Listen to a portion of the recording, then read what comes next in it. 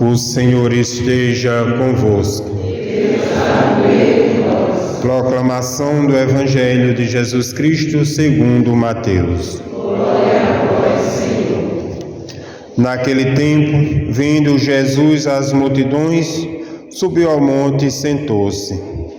Os discípulos aproximaram-se e Jesus começou a ensiná-los. Bem-aventurados os pobres em espírito, porque deles é o reino dos céus. Bem-aventurados os aflitos, porque serão consolados. Bem-aventurados os mansos, porque possuirão a terra. Bem-aventurados que têm fome e sede de justiça, porque serão saciados. Bem-aventurados os misericordiosos, porque alcançarão misericórdia. Bem-aventurados os puros de coração, porque verão a Deus. Bem-aventurados que promovem a paz, porque serão chamados filhos de Deus. Bem-aventurados que são perseguidos por causa da justiça, porque deles é o reino dos céus. Bem-aventurados sois vós, quando vos injuriarem e perseguirem, e mentindo disserem todo tipo de mal contra vós, por causa de mim. Alegrai-vos e exulteis, porque será grande a vossa recompensa no céu. Palavra da salvação.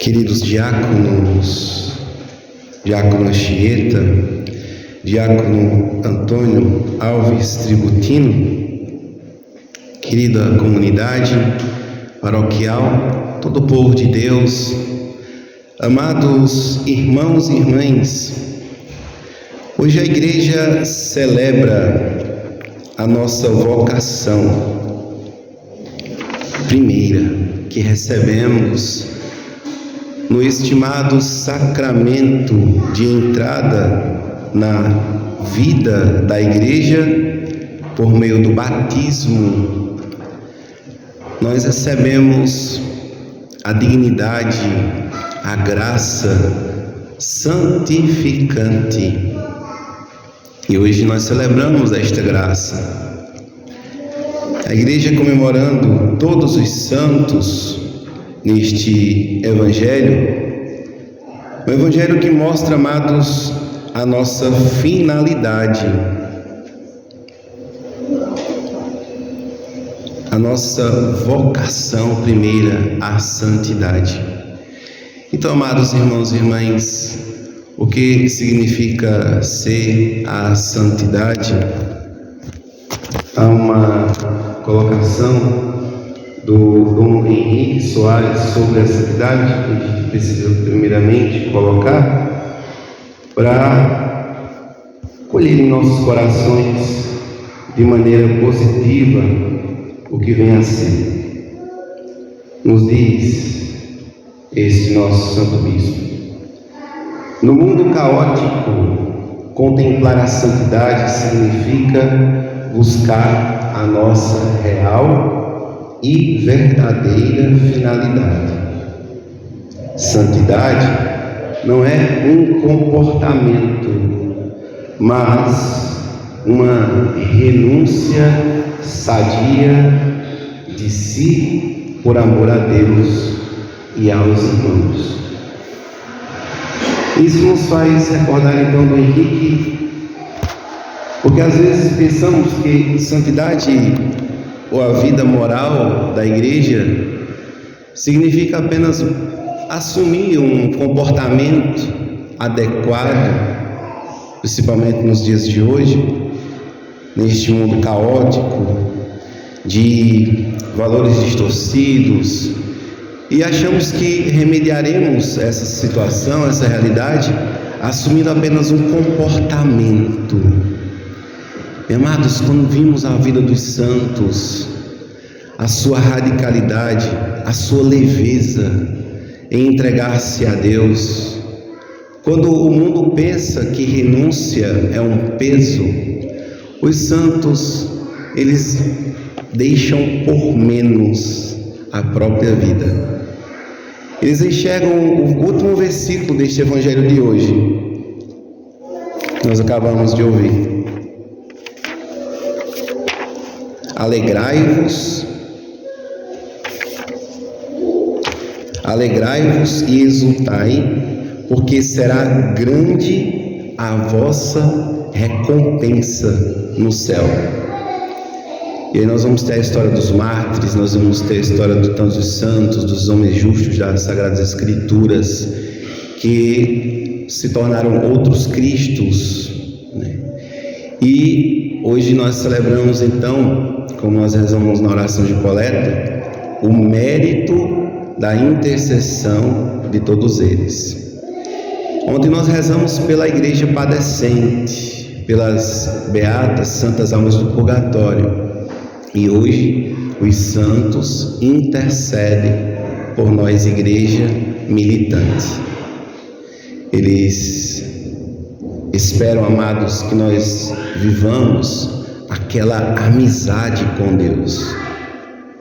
E para viver esta amizade com Deus, e porque a vida e a finalidade verdadeira da nossa vida é realmente a santidade, e porque para os santos renunciar a si mesmos por amor a Deus, pelos irmãos, não é algo pesado, é porque eles enxergavam este além, enxergavam a realidade do reino dos céus.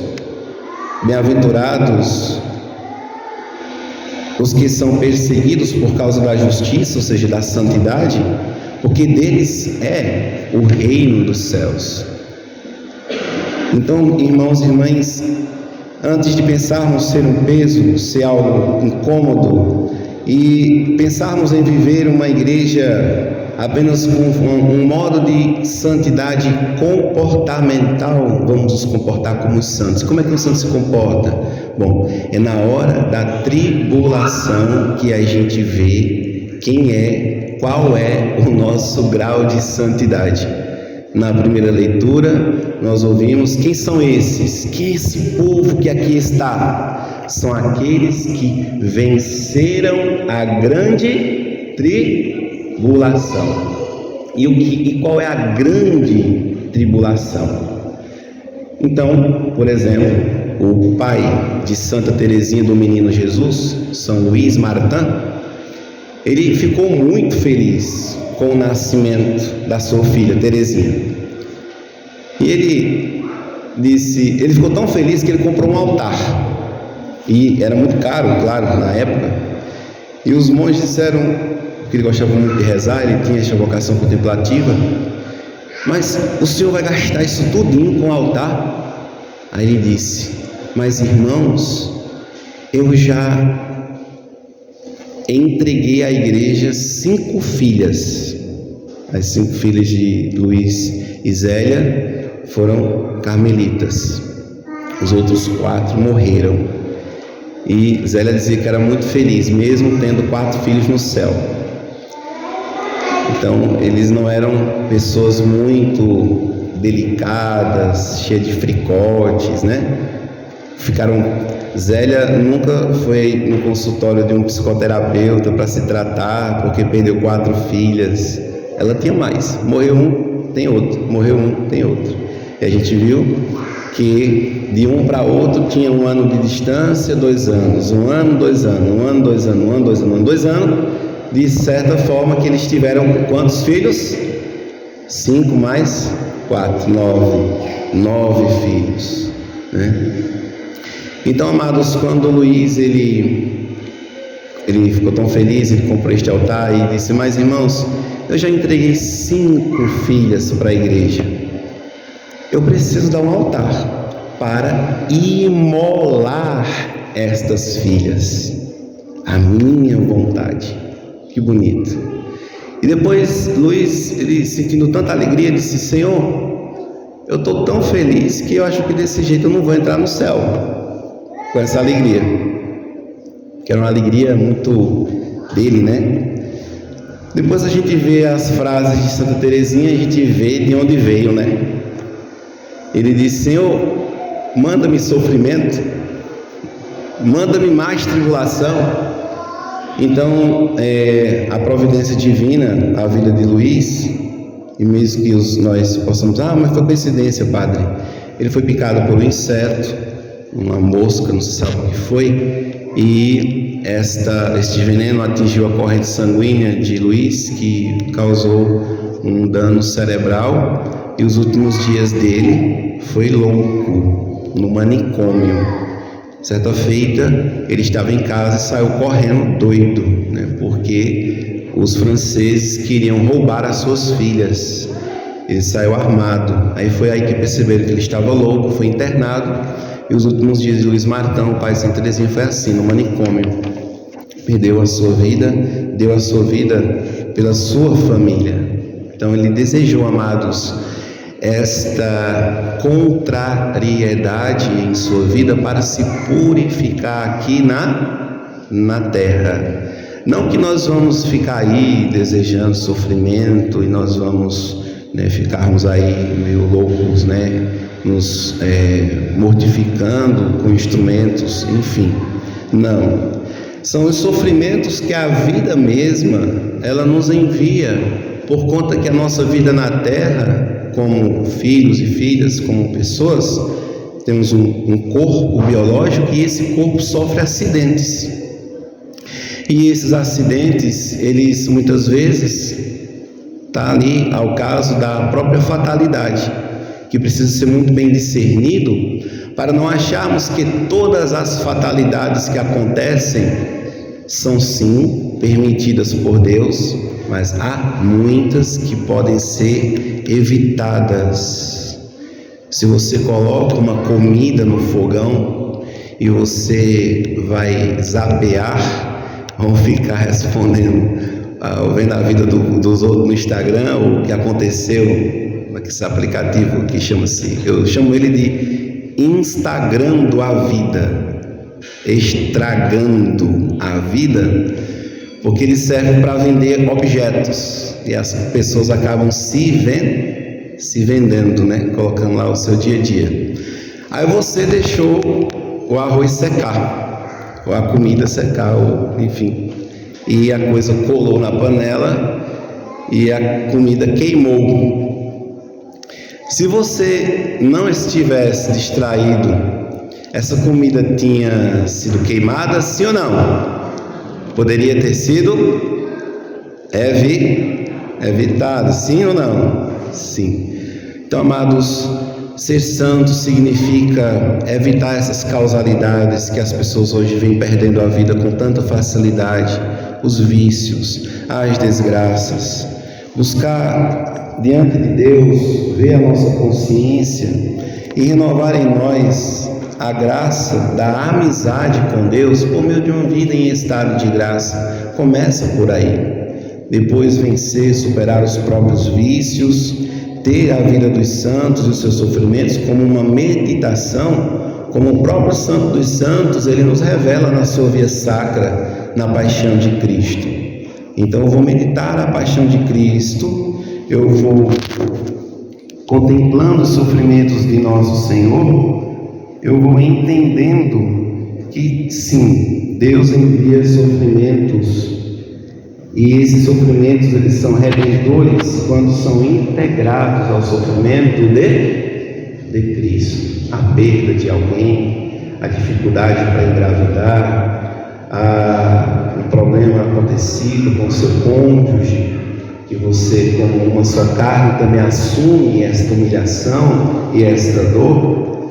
E aqui, amados, alguns pontos para a gente buscar viver e integrar nessa Santa Eucaristia uma vida de santidade.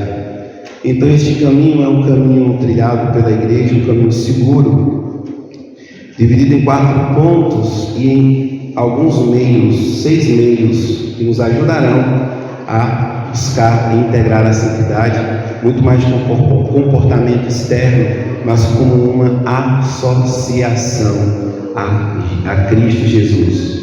Primeiramente, viver a união com a Santíssima Trindade, com o Pai, com o Filho e com o Espírito Santo. Entender que em nossa alma existe a Deus, no núcleo da nossa alma, Deus está nos sustentando no ser que é Ele, porém também nos inspirando a vivermos esta vida na graça como todos os santos.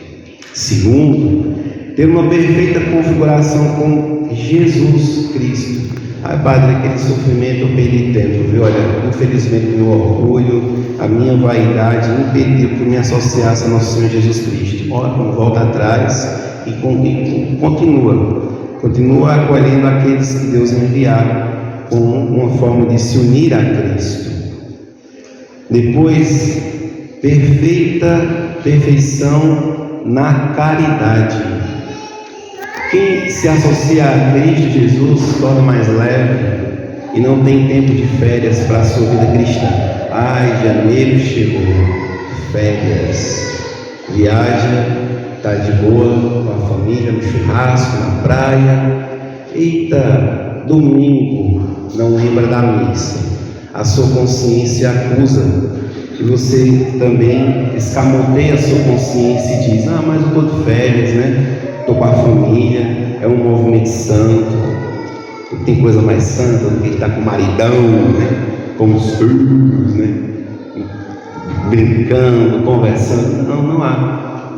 Só que, amados, essa é a vida natural, sim ou não?